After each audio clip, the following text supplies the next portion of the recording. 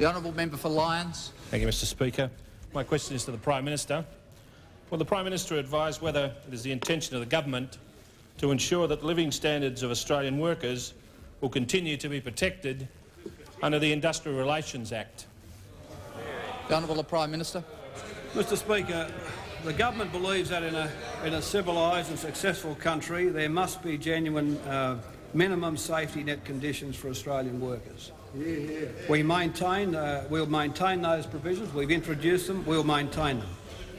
These will continue to include the guaranteed provision of minimum wage rates, maternity leave, paid public holidays, annual leave, sick leave, overtime and annual leave loadings.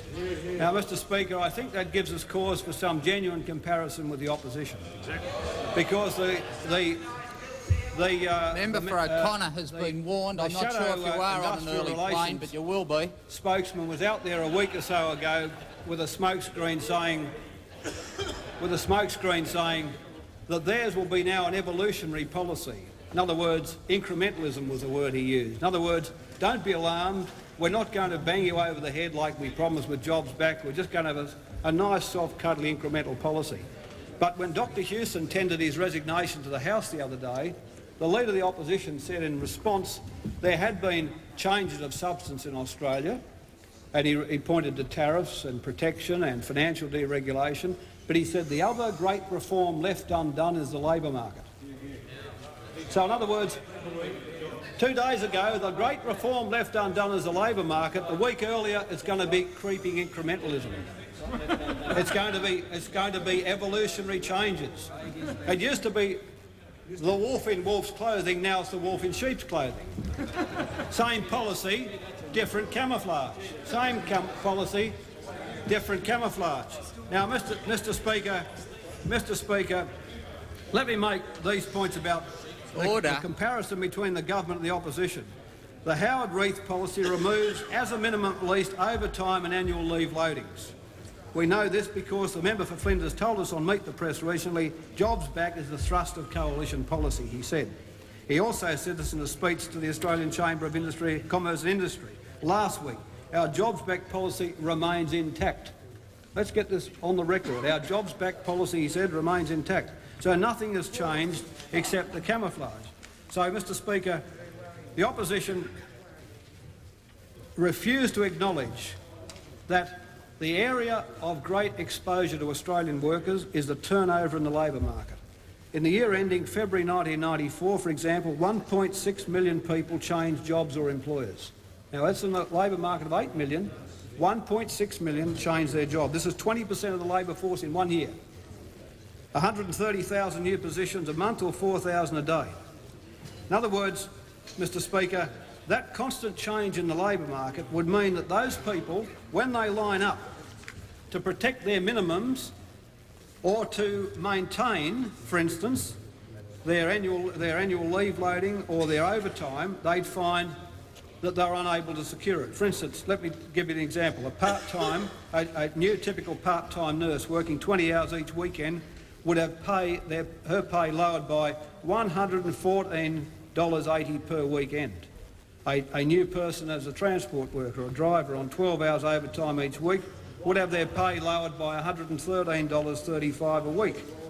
Now, when Mr Speaker asked about this, Mr Howard said on Radio 3LO, I don't disguise the fact that under our policy the question of whether you get any improvement becomes a matter of negotiation.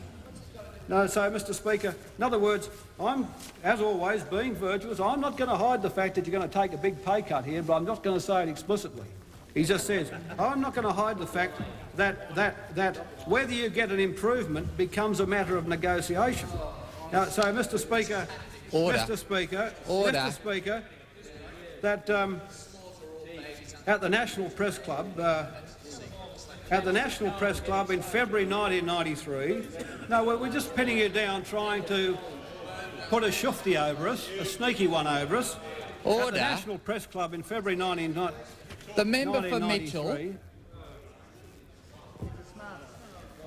Yeah, the Prime Minister might just resume his seat for a moment. Mr Speaker, member for Ringer on a point of order. Mr Speaker, I accept your ruling that ministers are Ministers are allowed to contrast government and opposition policy, but all the Prime Minister's done so far for 5 minutes is talk about the opposition. Surely that is irrelevant, Mr Speaker. No, order. Those on my right, the Prime Minister is talking directly to the question that was asked of him, the Prime Minister. Mr Speaker, what the leader said in February '93 at the press club, he said that the loss of loadings and penalties might be a factor workers would have to take into consideration before changing jobs.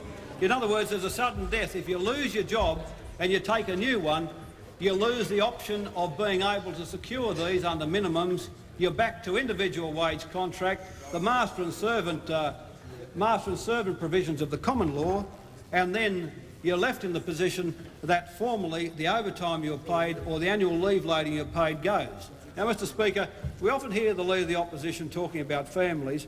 Doesn't he think that these 1.7 million people who change their jobs at the risk of losing these sorts of sums, $100 to $120 a week in overtime and annual leave loadings, are members of Australian families? Doesn't he think those reductions in their incomes are real? Doesn't he believe that, as he said it, the labour market reform is exactly as he describes it under Jobs Back, as agreed by the member for Flinders, and that the notion of incrementalism or gradualism or evolution is really just a camouflage for the old policy they've always had of making sure that they whack the 1.6 or 1.7 million people who jump out of their existing job and can't protect themselves. Because that's his policy, Mr Speaker. And let me say what ours is. A set of genuine safety net, a set of genuine minimums. Order! The $8, well, you know what ours is because we've been running it for years.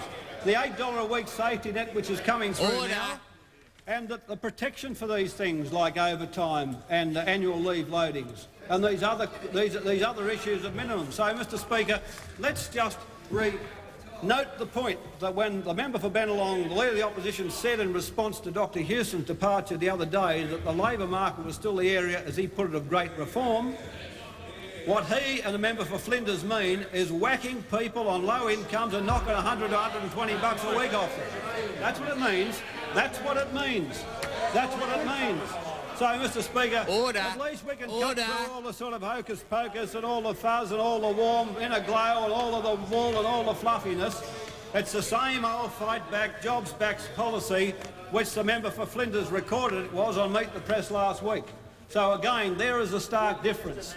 This group never learn anything, as if the profit share in the economy isn't high enough, as if the profit share, the proportion of national income going to profits isn't high enough without trying to increase it at the expense of the low and middle income earners of this country. But that's what the member for Bennelong is now committed to, as always, Mr Speaker, and I wanted to use this opportunity to expose exactly what he actually seeks to do.